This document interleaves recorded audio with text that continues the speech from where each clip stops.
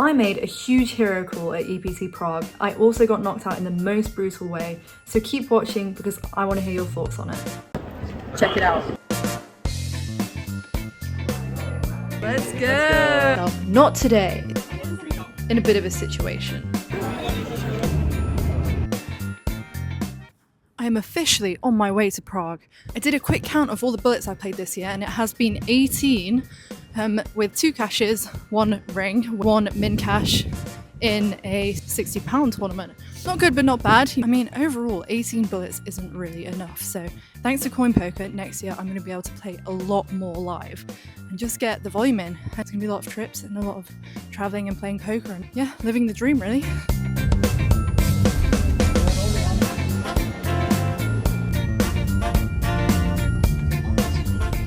Good morning from the Czech Republic.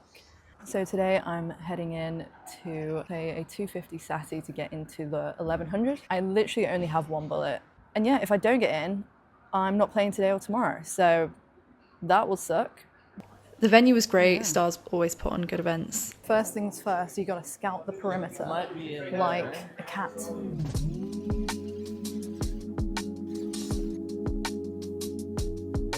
So yeah, the first day I jumped in a 250 satellite to get into the 1100. Unfortunately, in my current position, I can't afford to buy into 1100s. I might have to. Okay, look who we've got over here. How do you feel about sitting next to Pocket Peg? You know, it's an honor and a privilege that I've dreamed about since I was a tiny boy, baby boy. Going back into the Satty with 10 bigs, and I've got a mulled wine. I literally played 2 hands and one of them was a 12 big shove from the cutoff with king queen off and I got called by ace queen, got knocked out. It happens. So we've just had an incident with my new mics. What happened, Blaze? Well, and the mic falls into the urinal. I dip my hand in the piss of 1,000 strangers. I did wash my hands unbelievably thoroughly. So no 1K for me today, but I was able to go and explore the Christmas markets with my friend Lisa. We're gonna try this thing. That's good. Oh, good.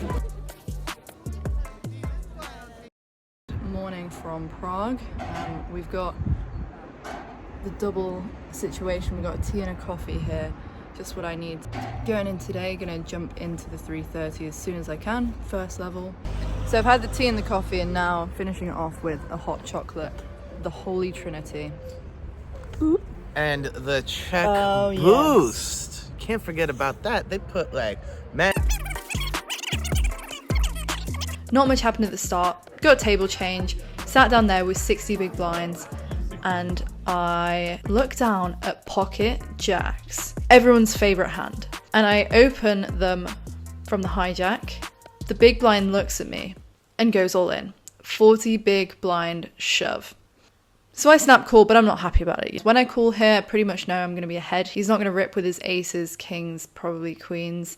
So he might have something like ace 10, maybe like king queen off. And he shows over queen 10 off. So I'm like, okay, here we go. And what do you know? Queen on the flop. So yeah, good for him, good for him. So I was immediately down to 20 big blinds. Not a good start. That's poker baby. However, I did manage to chip back up. So now I'm up to 30 bigs, kind of got back in there. And my friend with the queen 10 off opens from mid position. I look down at 6-7 offsuit on the big blind. It's a pretty standard call. The flop comes down king 9-6. 2 diamonds. I have a diamond and a 6. He goes over half pot, so large bet, which is actually a pretty decent sizing. I think I will check that based on his range. Although I can, he can have all the sets, I can have 6s, I can also have king 9, king 6, and 9-6, so I can have all the 2 pair. I think he has the equity advantage, but I don't think it's massive. So he bets here. Because he goes so large, you don't raise as much just because of the large sizing. So I decided to just put in the call. If he does go small, I do like raising this as a bluff because there's loads of turn cards that can come down, bringing in the straight or the flush draw or 2 pair trips, all this stuff. The turn is the 5 of diamonds bringing in the flush draw, and he just rips. So it's a huge overbet. And I'm just thinking, what is he wanting to do this with? Like, is he trying to protect a king? He's quite loose, he's quite aggressive, and particularly I've seen the aggression with me. I've not seen it with many other people. So he makes this huge bet. I'm thinking, okay, this doesn't seem good. I'll have a look at him, see if I can get a read. I glance over, and he is staring me down, like, he is staring into my soul, and I can't even hold the look for like more than a millisecond. I look away immediately. I'm like, okay, right, you need to look at him again and see if you can get anything off him. So I look again, and he's still staring, but I feel like he's even closer now. I haven't seen him do this with anyone else. So I keep looking at him and thinking, okay, well, what does this mean? He knows that he's a kind of intimidating looking guy. This guy knows that he can be a scary motherfucker. Then is he gonna be staring me down if he wants me to call? He's probably just gonna be like, you know, trying to entice me in. If he's going like this, he knows that it's gonna put me off from calling.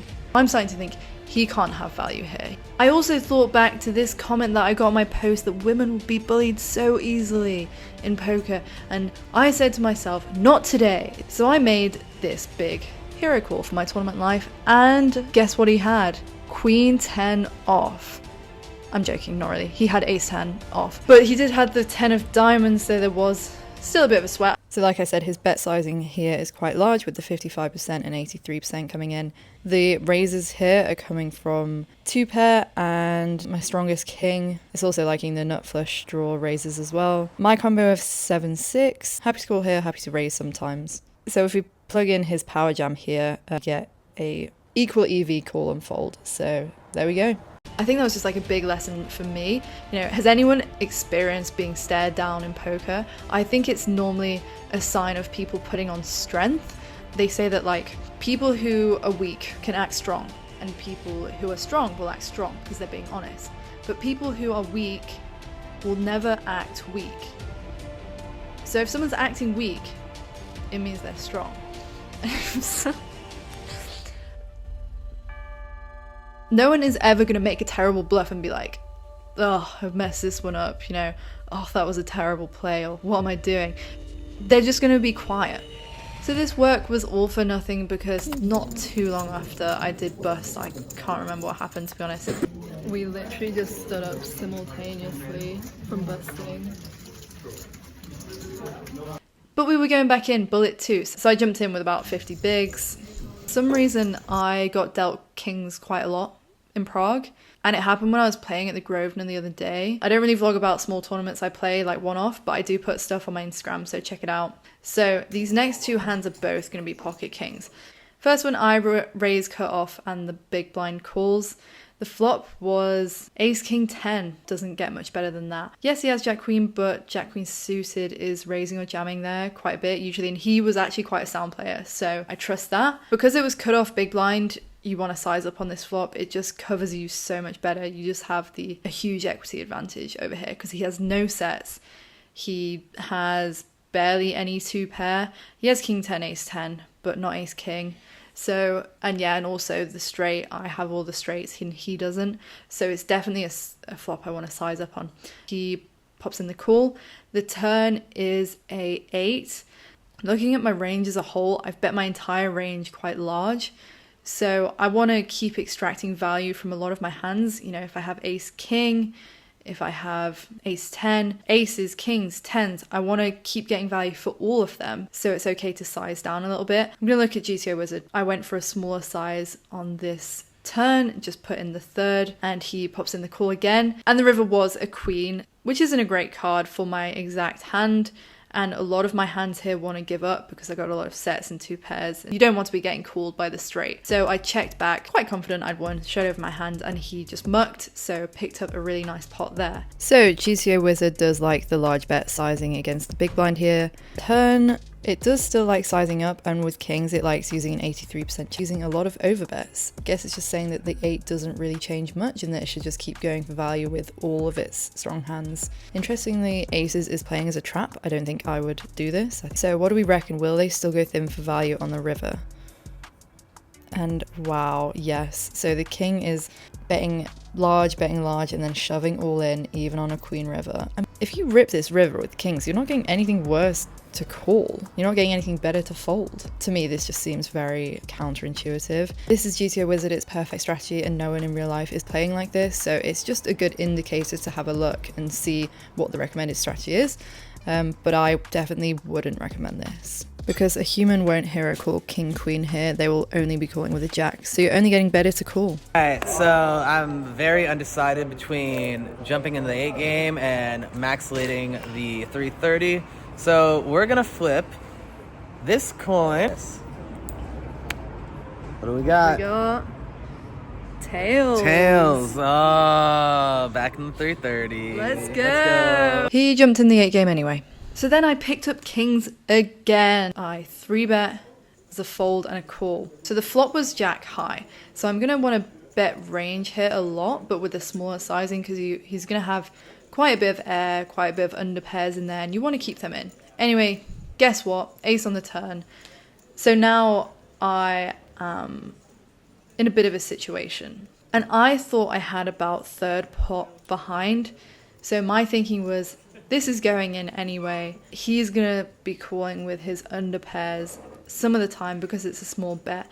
So I shoved on the turn. He calls off with an ace.